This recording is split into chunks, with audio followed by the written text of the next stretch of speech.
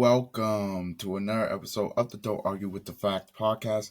I'm your host, Noah Love, and today we're going to be talking about college football week 9, my predictions and preview for tomorrow's big time matchups. The college football mid-October, we have some big games with playoff implications already in the SEC and the Big 12 and actually in the American USF in Memphis. We'll talk about that, but we have no time to waste. Let's just get straight into it. College football week 9 predictions. Let's do it. We start in Bloomington, Indiana. That's where we're going to start. With 3-4 UCLA and at number 2 Indiana. Now you will probably think to yourself, Noah, why are you talking about previewing? Why are you covering this game? UCLA's 3-4. That's because a casual would say that. A casual would say that because they haven't been watching. UCLA is 3-4, but they've won 3 in a row. They beat Penn State, which started the spiral. They beat Michigan State by the same score Indiana did, but UCLA was on the road, and they just come off of beating Maryland. They've won 3 in a row, 5's our all-time high. Indiana might be the toughest game left on their schedule, potentially, here. And IU missing Kellen Wyatt, their defensive end, obviously in the new age of college football. Depth injuries, and they hurt. It's not where, if this guy gets injured, we just replace him with a 5-star. That's not the case. It's got to be a next man up mentality. How does UCLA win this game? UCLA cannot get in a track meet with Indiana. I don't believe that's how they're going to win the football game. Watching UCLA, how they beat Penn State and how they beat Maryland was the ability to run the football. That is what is going to be key. Are they going to be able to run the football on this Indiana front? Or are they going to be able to control the time of possession? Now, I will say this. When they get in the red zone, they have to be able to execute in terms of they have to get touchdowns. Field goals aren't going to beat Indiana. Touchdowns beat Indiana. That's a big thing. As well, I believe in this football game that needs to happen. Another big thing in this football game that needs to happen if UCLA wants to pull all this off upset, Nico has to be turnover free. He's going to have to use his legs in this game if they want to upset number 2 Indiana. This is a tough environment to play in. The current win streak, Indiana, they've won 13 in a row at home. That is a tough play.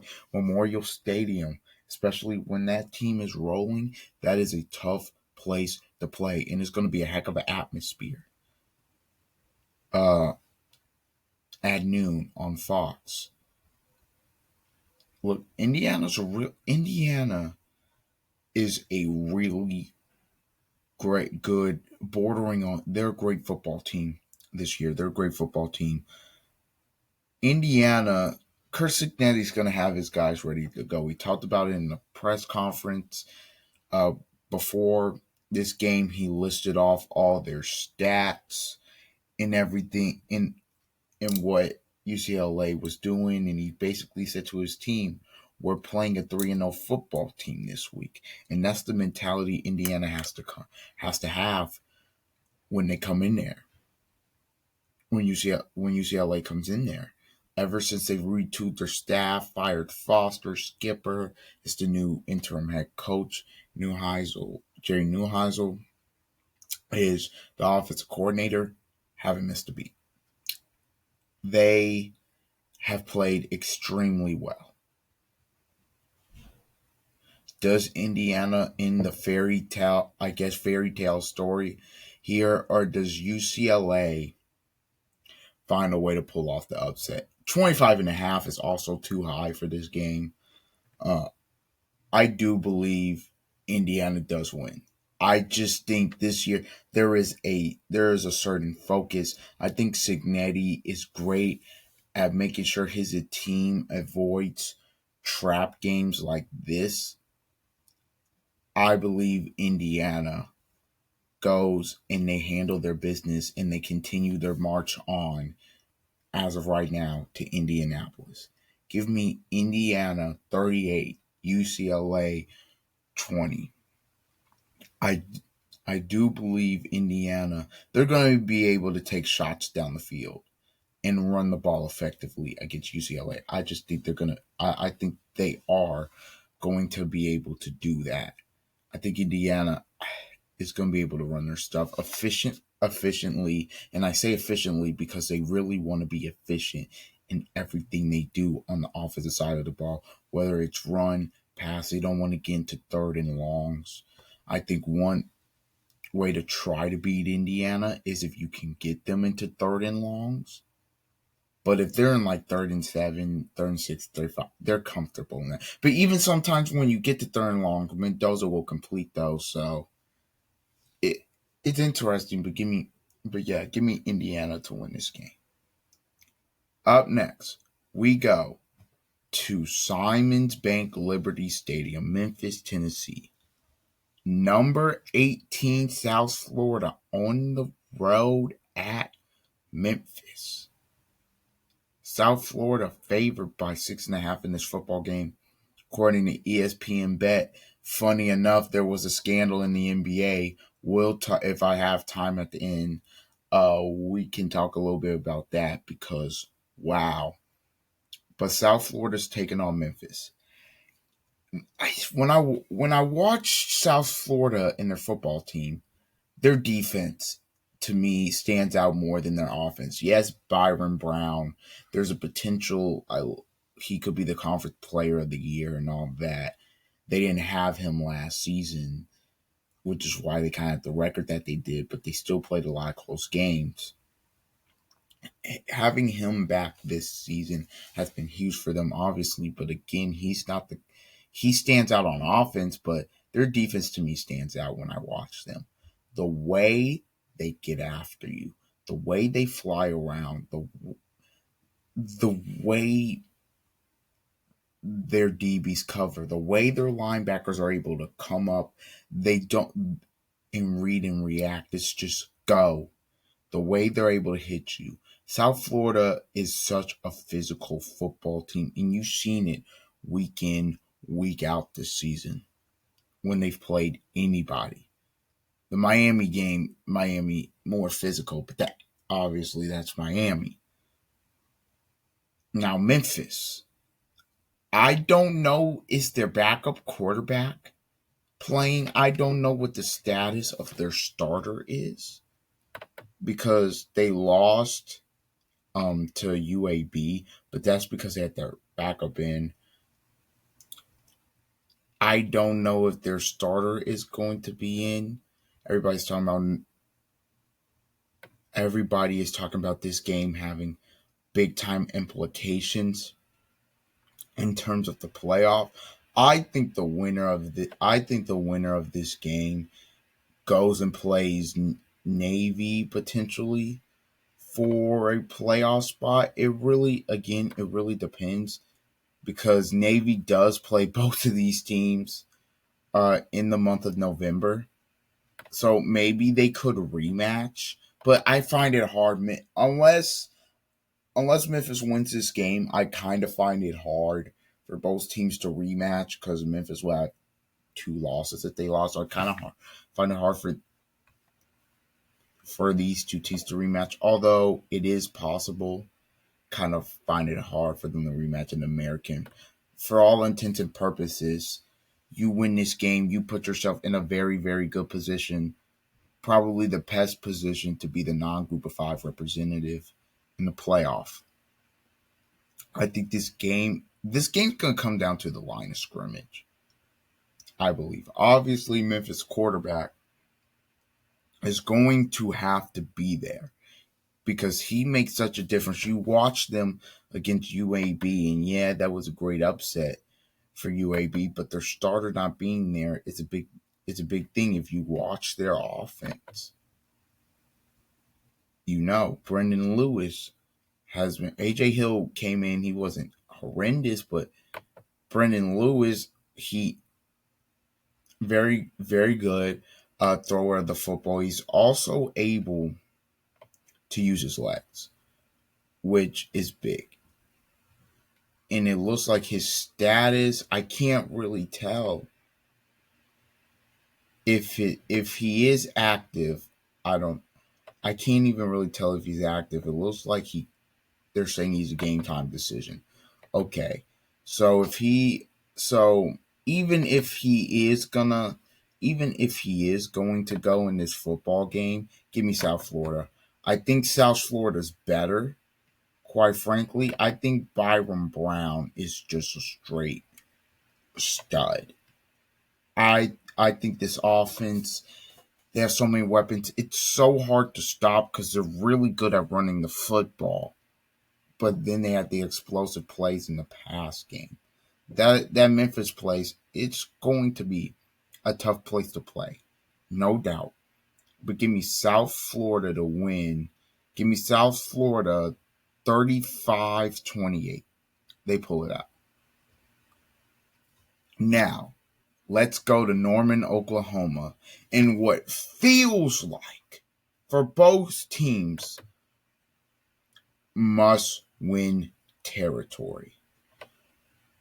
Number 8 Ole Miss coming off the loss to Georgia last week. Georgia's on bye this week. Facing number 13 ranked Oklahoma coming off a great road win at South Carolina. This feels like whoever loses this game is spiraling. If you're asking me who needs this game more, to me it's Oklahoma. You have to win this game. Because I'm just looking at your schedule here. After this, you finish at Tennessee, at Alabama, 15 ranked Missouri, 20 ranked LSU. All the teams you're facing from here on out looks like to be ranked, depending on if LSU gets out the ranking, or Mizzou, but it looks like all of them are ranked. They're ranked at the moment. So look, in terms of Oklahoma, that signature win, I guess you could say Michigan, because they're still in the top 25. Look, I thought 9-3 for Oklahoma this season, just with their schedule. They may be left out, but 9-3. Would 9-3 get you in? I really don't know. I really don't know. But the thing is, they have to win this. It's at home. It's Ole Miss. I don't think both teams are going to make it. Heck, it could be a situation where both teams miss in this game.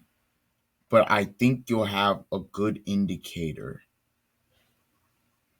of who, because I'm looking at Ole Miss. If you win this game, I don't want to say like you're definitely playoff bound, but bro, if you win this game, you're probably going, because after this game, it's South Carolina at home. They are, for all intended purposes, a disaster. Citadel, really. Florida fired Billy Napier.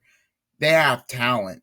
Oh, I'll see what they look like, but going before that game, but they have talent. And then you're on the road at Mississippi State, which, again, if that's a game to get in the playoff, you got to get that if you're Kiffin. So I'm just looking at this from the standpoint of Oklahoma needs this one more because of the schedule that's coming up. You need this game. You're at home. I think the big thing in this game, I talk about it every time we're talking about Brent Venables in this Oklahoma defense. Red zone.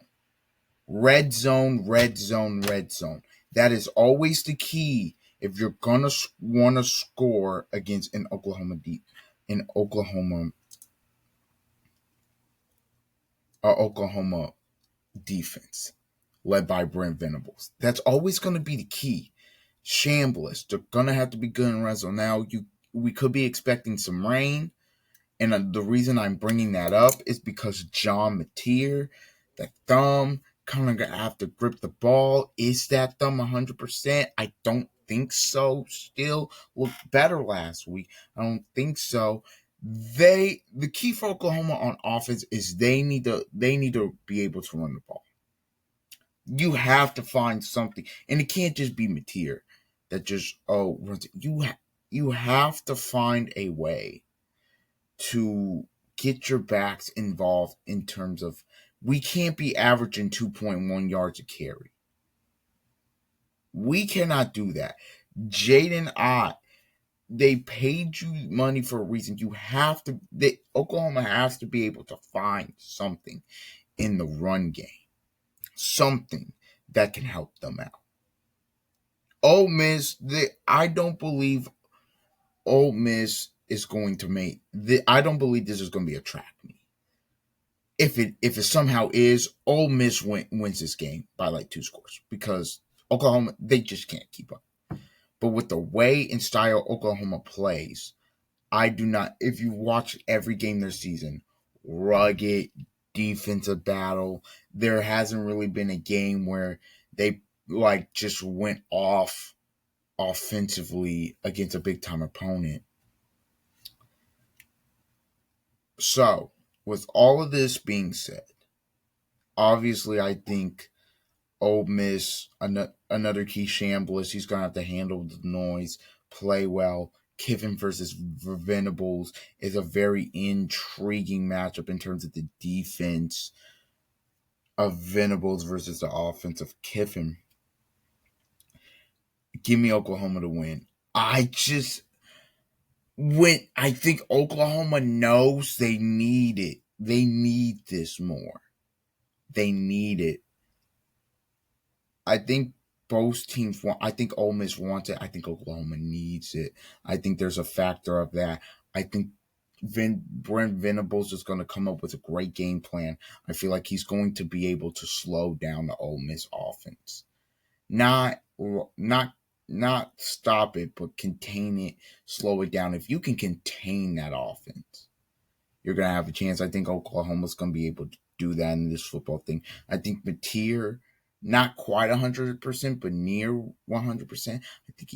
I think he kind of finds a way to will them to win in the crucial moments. Give me Oklahoma. I'll say Oklahoma 24, Ole Miss 20. I think it's that close, but I do think Oklahoma finds a way to just will it out and get a gutty win. I do feel that way. Next here, let's go. Let's go to Ames. Ames, Iowa, where we got a big one in the Big 12. Is number 11 BYU at Iowa State Jack Tri Stadium. This is another game where a team needs it. Iowa State, you got off. You're 5-0. You got through the Dublin, and then you beat Iowa. Your schedule's been wacky. Then you stumble in 2 road games to Cincinnati and then to Colorado. You stumble. This is a game that they need. They're coming off a bye. They need this to keep whatever Big 12 title hopes they have still alive. And they need this to potentially, if they can go back to the playoff,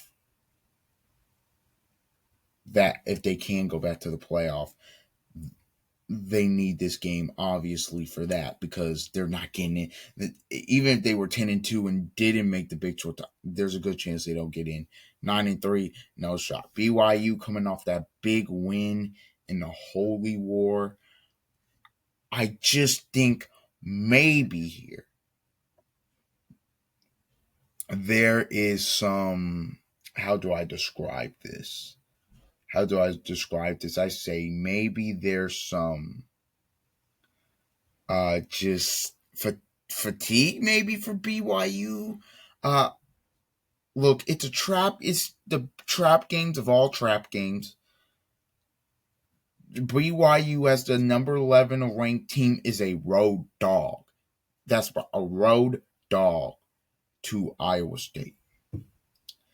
Give me the Cyclones. I think Rocco Beck, still one of the most underrated quarterbacks in the country. I think he's going to come back better. I think they're still going to be able to run the ball. I think this is going to be a classic Iowa State win. It's going to be as classic you can get under Coach Campbell. Give me Iowa State to find a way here. BYU, I think they want this game. I don't think they need it because they're kind of comfortable in the Big 12 standings right now. And I believe this league is unpredictable week by week. I believe this is a prime upset spot. And Iowa State gets back to what they were doing and gets their season back on track. This win, they'll get bowl eligible.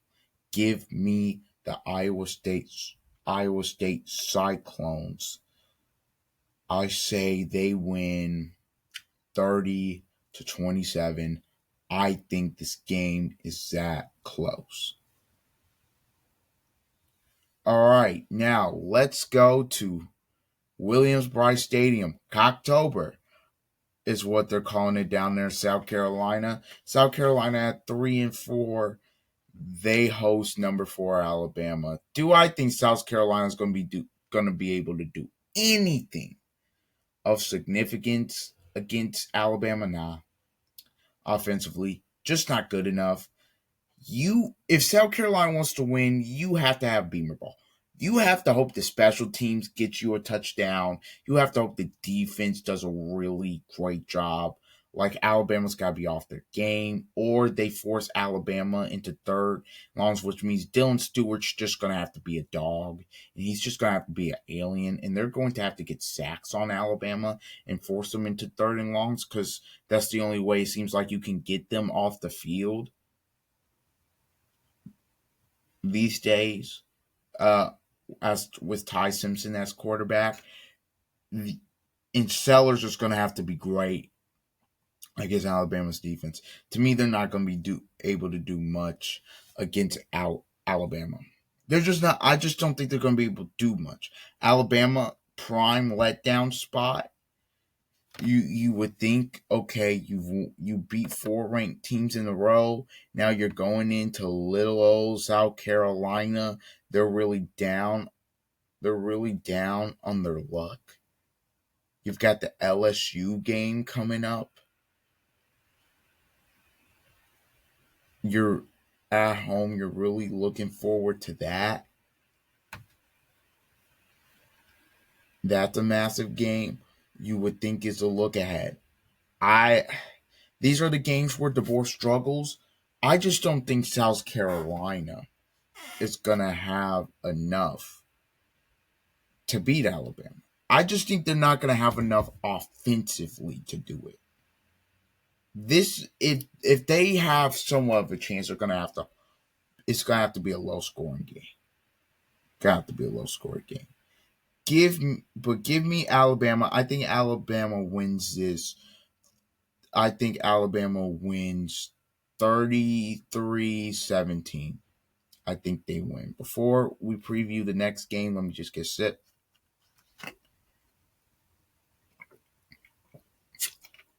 Here we go. To me, this is the main event. To me, this is the game.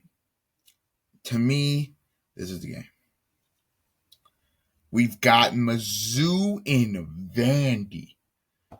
Playoff implication, you name it. First Bank Stadium. Mizzou at Vandy. I think these two teams are as evenly matched as that can get. And I say playoff because the winner of this game, I believe, has an inside track to go to the playoff. If you're looking at Vanderbilt, obviously coming off the win last week against LSU. If they are able to beat Missouri in this game, their finishing schedule at Texas, that's going to be a hard game. But the way Texas has looked, you go at Texas, you go Auburn at home, you go Kentucky at home, and then you're at Tennessee. And at Tennessee is an interesting game because at Tennessee, that could be a game where Tennessee is also fighting for a playoff berth. Or it could be a reverse. It could be of what last year, Vandy trying to finish off the season the right way, Tennessee trying to go to the play, trying to clinch their spot in the playoff. It's crucial. Again, I'm looking at Tennessee's schedule. Obviously, they play Kentucky this week. If they beat Oklahoma, I mean, I know they go on the road to Florida, but if they handle assuming they handle their business, there's a good chance that could be a 9-2 football team going into that game against Vandy. And now we've got interesting things, but I don't want to get too ahead of myself here. I was just talking about that from Vanderbilt. Everybody's been talking about the Vanderbilt side of things. And look, they game day coming there, Nashville. They're hot. They've been very outside of that one loss to Alabama. Been very impressive. They've played very, very well. They put up points on teams. And Vandy is the favorite. But what about Missouri? What about Eli Drinkwitz?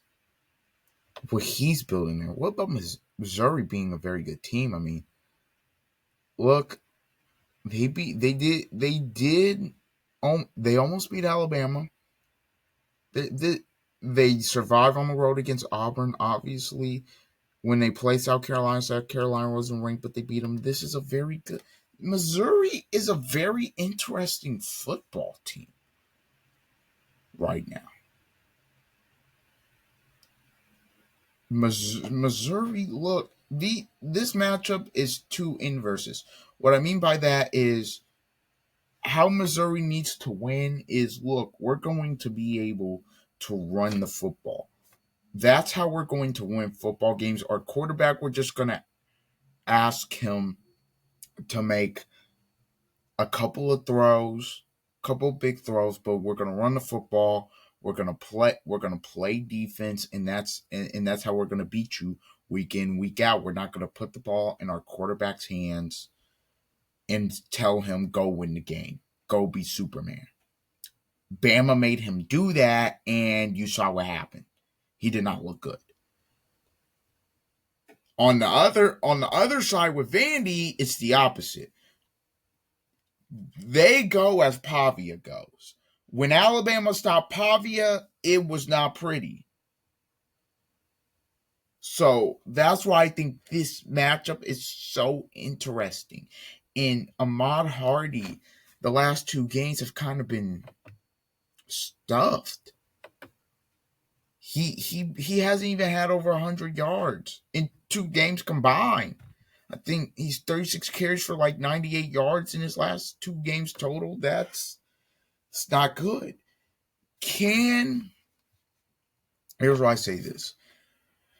Can Vandy be able to stop Ahmad Hardy? Or can Mizzou get Ahmad Hardy back going?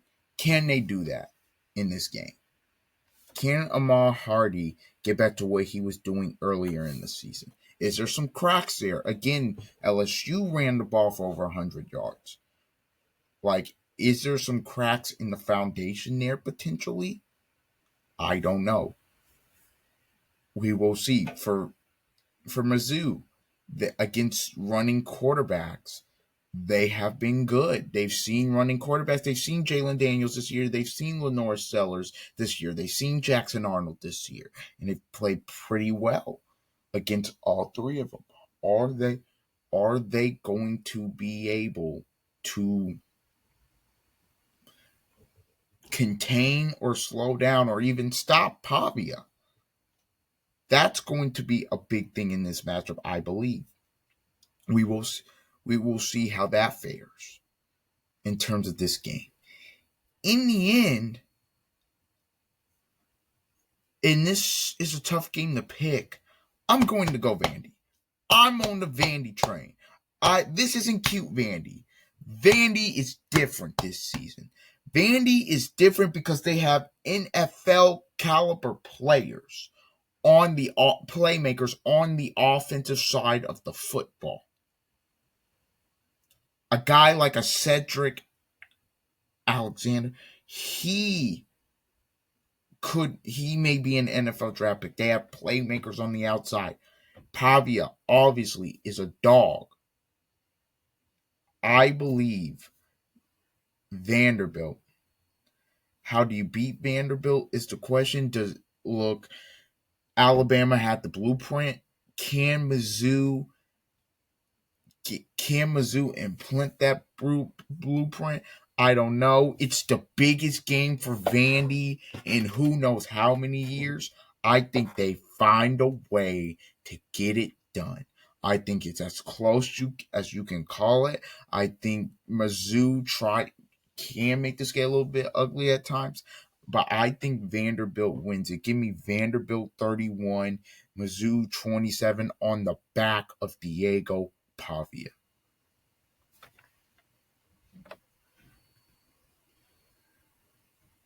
Now let's get into some other. Let's talk about this real quick. Texas, where are you, Texas? Texas plays Mississippi State this week. They're to me in this game. I'm just gonna talk about this quickly. It's not get Texas. I think wins, but it's ugly. That offense has played so poorly, bro. Art just got to figure it out. Mississippi State. The question for me from them is, can they get that statement win? Can they get that win that really plants the flag that, you know what, Mississippi State, we're here. We have arrived. We are a team that when you play on any given week, it's going to be hard to beat us. Tennessee, they let one slip away. Florida, they let one slip away. They've got a couple more opportunities added this season. Can they find a way against Texas? I think it's as ugly as you can call it. I think Texas finds a way to get again. I think they ride the back of that defense, and I think they find a way. Texas 17, Mississippi State 14. That's the prediction. All right, last prediction here. Texas A&M going on the road to Tiger Stadium, the real Death Valley. A&M at LSU. Very intriguing game. Look, Texas A&M here, number 3 ranked in the country. They've beaten you any type of way this season.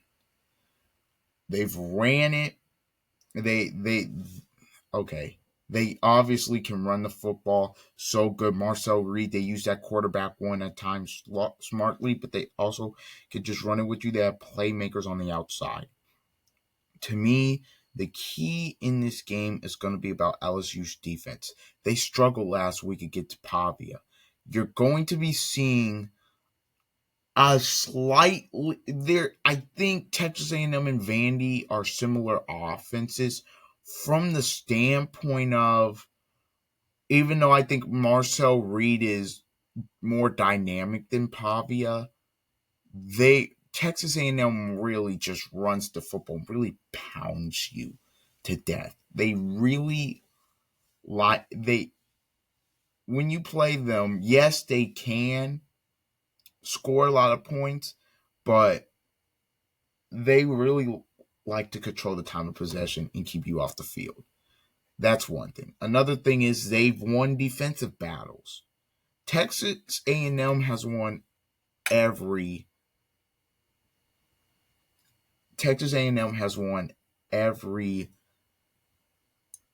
way you've wanted them to win this season, and I commend that. I've picked them. I think that's crucial. However, LSU, maybe this is blind faith on my end. LSU, the run game, you can't get that together. Nussmeier struggling, he's fighting. That O-line's not good. Texas A&M's going to take advantage. The defense, Brian Kelly's fighting for his job in this football game. That's kind of what this is for the rest of the season. They're not going to fire him, obviously, mid-season, but he's fighting for his job. They're in Tiger Stadium, Death Valley at night. This game can either go one or two ways. Texas A&M gets up early, and then it's like the Bama game last season, or LSU in Death Valley. It's a vintage LSU performance, and they find a way. I think this team has too much talent not to put one game together. And it may just be blind faith, I don't know, against this A&M team, because A&M is really good. Give me LSU. Give me LSU at home. Finds a freaking way. I don't know how they do it. I'm going to probably come on here on Monday and be like, they ain't do it. Or they got blown out. Maybe I was wrong. Or maybe I'm on to something. Only time will tell. At night, Death Valley, Brian Kelly, they find a way to get it done, and they stun the nation. Not saying they go into the playoff after this.